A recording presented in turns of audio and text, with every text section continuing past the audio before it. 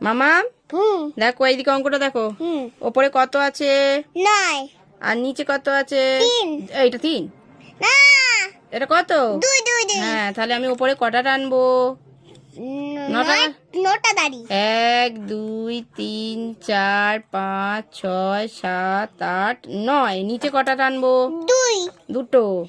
তাহলে নিচে কত? বিয়োগের বেলায় কি বলেছিলাম? যে নিচে যটা থাকবে ওপরে তত কাটা হবে। তাহলে নিচে 2 আছে তো, তাহলে দুটো কেটে গেল। আমি কাটবো এবার আচ্ছা কাটো, কেটে গুনবে। না কাটো। হ্যাঁ, এবার গোনো কত আছে? 1 2 3 4 5 6 7 হ্যাঁ 7 হ্যাঁ, তাহলে বসাও, এখানে বসাও 7 আগে।